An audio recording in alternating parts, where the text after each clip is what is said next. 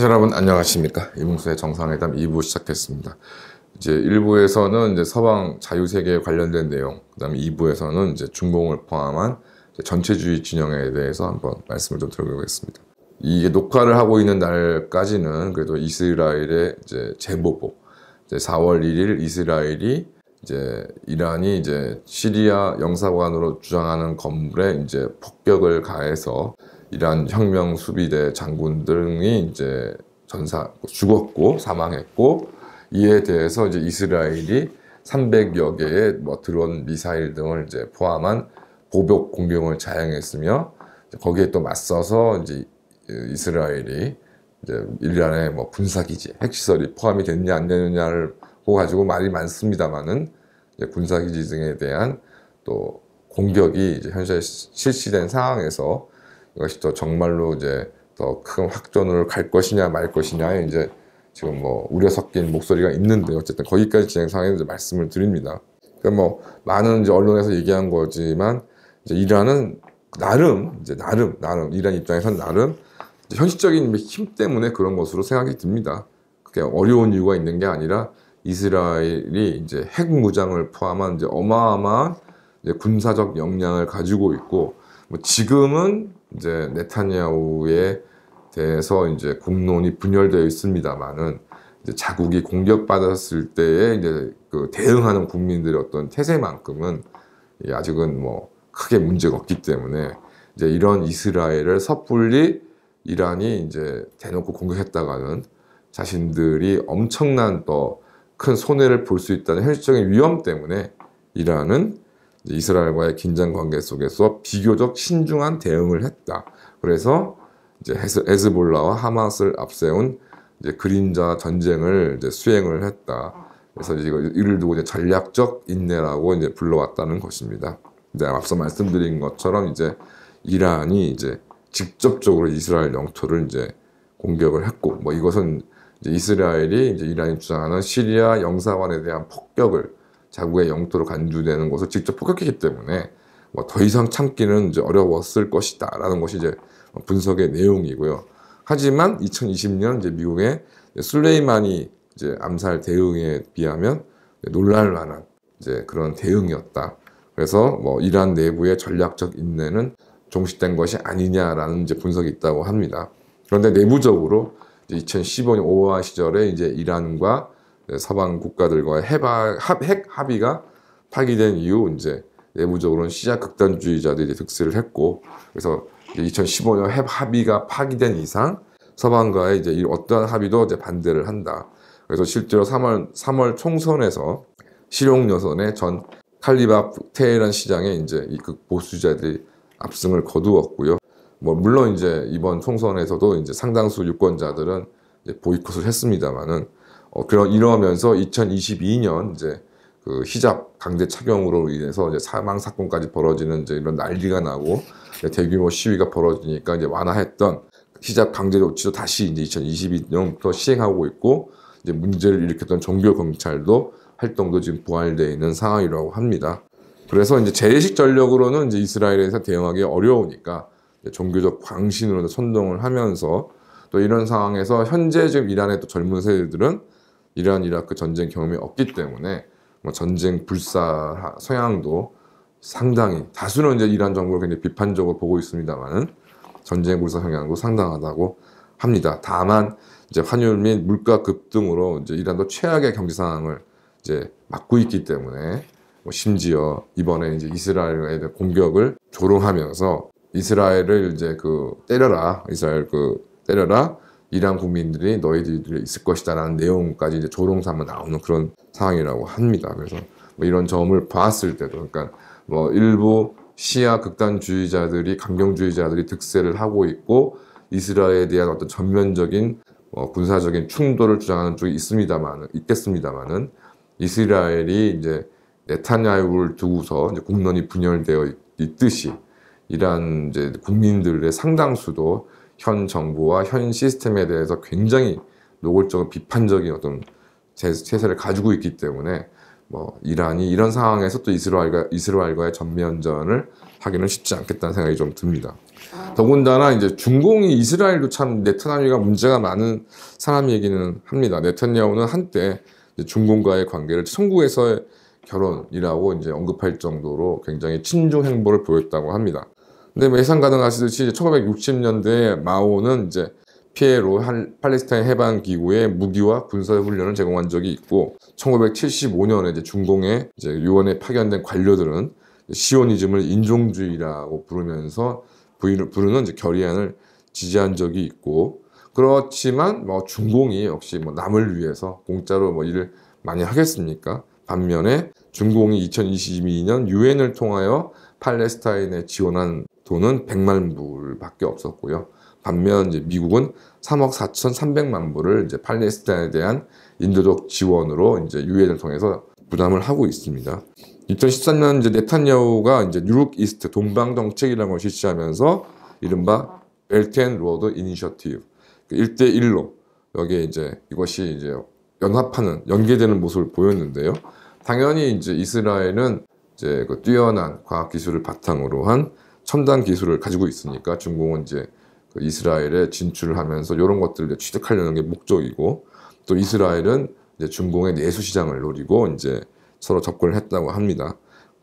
그래서 이제 2023년 이전 가자 전쟁이 벌어지기 이전에는 또 이스라엘 국민들이 중공에 상당한 또 호감을 보여와서 당연히 이제 이를 알게 된 미국이 이제 개입을 하게 되고 해외 투자를 좀 재검토해라라고 했지만 이제 뭐 우리나라랑 비슷한 처지인 거죠. 중공이 이제 이스라엘의 두 번째 수출국이고 또 최대 수입국이어서 이런 미국의 요구를 이제 시큰둥하게 하는 척을 했겠죠. 그렇지만 이제 가자 전쟁이 발발한 이후에 중공에 대한 이제 비호감이 급증했고 최근 이제 이스라엘이 중공의 이제 경제적인 어려움을 겪고 있으니까 경제적으로도 뭐 중공보다는 뭐 인도나 걸프 국가에 더 관심을 더 갖고 있다고 합니다. 또한 이제 하마스가 사실은 뭐 놀랍게도 국제적으로 테러 단체로 지정되어 있지 못합니다. 그 뭐 이유를 뭐 유엔을 얘기하고 있습니다만 결과적으로 중공이 이를 상임이사국 거부권을 가지고 있는 상임이사국인 중공이 하마스를 테러 단체로 지정하는데 찬성하지 않고 있는 것이죠. 결과적으로 뭐 이스라엘도 마찬가지로 잠시 이제 그 돈 때문에 뭐 중공과 어떻게 잘 해보려고 하다가 네타냐후의 백일몽으로 끝나는 것이 아닌가 생각이 좀 듭니다. 또한 이제 신장 지역에 대한 최근 뭐 분위기도 실렸었습니다. 뭐 아시는 분은 아시겠습니다만은 이제 신장 지역, 그러니까 중공의 이제 북서부에 있는 이제 신장 주로 이제 위구르족들이 살고 있다는 예전 이제 실크로드의 어떤 무대가 그곳인데 이제 2018년, 2019년에 이제 위구르족 특히 이제 남성들을 중심으로 이제 재교육을 한다는 명분으로 중공이 이제 강제 수용을 했고 이것이 뭐 어느 정도 성과를 이루어온 것으로 보입니다. 그러니까 뭐 무차별적으로 중공에 반항할 사람들은 이제 아직까지 아마 수감되어 있을 것이고 이를 통해서 이제 공포를 느낀 사람들은 수용소를 벗어난 이후에도 이제 섣불리 뭐 중공에 뭐 대놓고 이제 어떤 반항이나 저항을 할 수가 없었겠죠. 그러면서 이제 최근에는 뭐 종교의 자유를 명분으로 이제 라마단 금식을 그걸 자체를 금지하지 않는데 이제 신장 지역의 누구라도 또 라마단 금식을 강제하는 것은 불허하는 그러니까 종교의 자유를 명분으로 해서 이제 이슬람을 약화시키려는 중공의 뭐 또 공작이 진행되고 있다고 합니다. 그래서 물론 뭐 모스크들이 없지는 않습니다만 또 상당수 모스크들이 좀 폐쇄되어 있고 이제 모스크 이제 이런 이슬람 이제 이맘들 같은 경우는 애국주의를 고양하는 오히려 그런 이맘들이 이제 공개적으로 활동을 하고 있고 중공은 이제 이슬람은 우리는 존중한다 대외적 가시는 이제 시행합니다만은 이제 이슬람의 중국화라는 것을 이제 시행을 하고 있습니다. 그래서 일단은 이제 이 신장 지역을 가보는 사람은 이제 굉장히 차분한 분위기였다는 것을 전하고 있는데 과연 앞으로 이제 어떻게 될 것이냐는 두고 봐야 될 일이라고 생각합니다. 그리고 이제 중공의 친환경 기업들이 이제 라틴 아메리카를 점령하고 있다고 합니다. 이제 태양광 패널의 99%를 이제 중공 기업이 생산해서 제공하고 있고, 이는 이제 전 세계 80%고요. 전기자동차 70%, 리튬 이온 배터리 90%, 그다음에 특히 전기 배선, 뭐 송전망 같은 걸 얘기하는 거겠죠. 송전망 같은 경우에서도 중공 구구 기업들의 득세가 강화합니다. 뭐 이유는 단순합니다. 이제 중공산이 이제 태양광 패널과 전기 자동차가 쌀 뿐더러 이제 가성비가 좋고 또 어떤 경우에는 실적으로 첨단 기술을 어느 정도 확보한 것으로 드러나는 품목도 있는 것이죠. 당연히 이제 미국은 자신의 뒷마당이라고 할 수 있는 라틴 아메리카에서의 중공의 이제 장악을 이제 우려하고 있지만, 하고 있지만 중남미 입장에서는 이제 우크라이나, 러시아, 그다음에 중동 전쟁의 속에서 이제 에너지 가격 등의 이제 물가가 급등하기 때문에 또 중공과의 협력은 불가피하다고 주장을 하고 있습니다.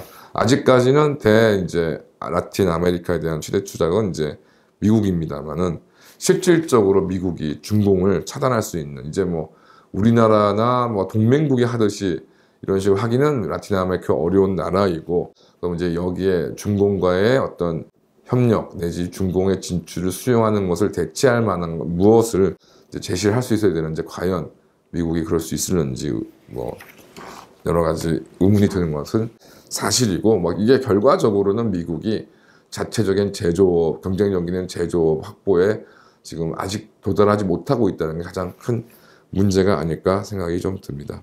뭐 결과적으로는 이제 그 이른바 예전에 제3세계 국가들이 이제 또 새롭게 모임들을 만들어 가면서 이제 영향력을 키우려고 하고 있습니다. 그러니까 현재 지금 그 미국 이제 2030년 이후 이제 예전 제3세계에서 이제 세계적 영향력을 볼 때 이제 미국, 중공, 이제 인도, 브라질 이제 이런 정도였는데, 2030년 이후에 이제 중공이 미국을 추월했고, 영국과 프랑스는 이제 완전히 활약을 했으며, 이제 인도가 오히려 영국, 프랑스를 이제 추월하고 있고, 이제 브라질은 영국에 근접하고 있다고 합니다.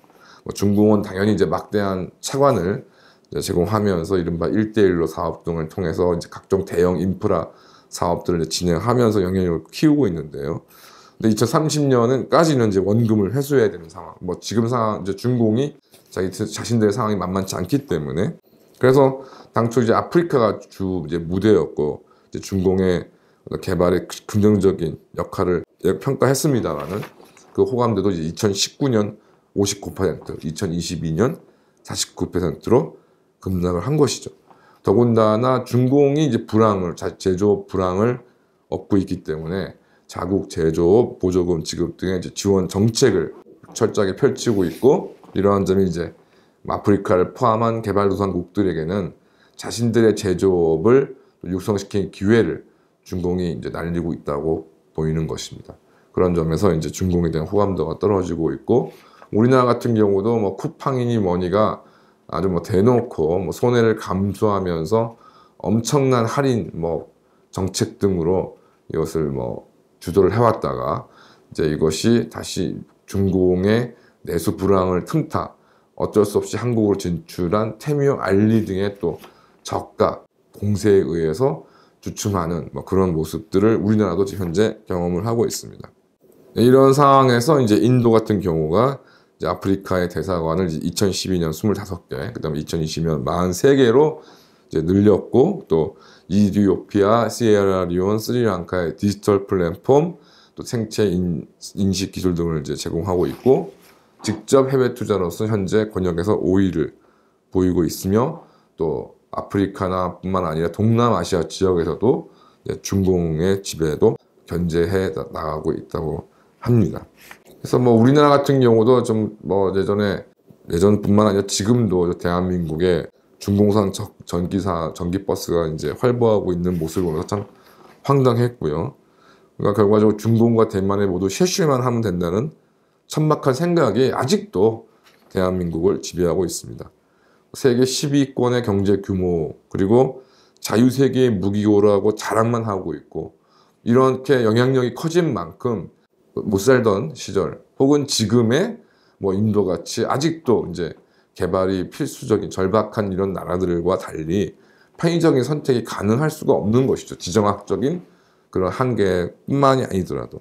결과적으로 레버리지는 이제 자신의 어떤 영향력을 확대하는 이제 스스로의 도전으로 이제 획득하는 것이 가능한 것입니다. 뭐 일본을 두고 이렇게 저렇게 말들이 많습니다만은 그래도 나름 일본의 지난 30년, 40년을 돌이켜 봤을 때 그래도 엄청나게 더 어려운 악화될 수 있는 여건 속에서 이 정도라도 유지한 것이 다행이다라는 이야기를 최근에 하는 사람들이 많습니다.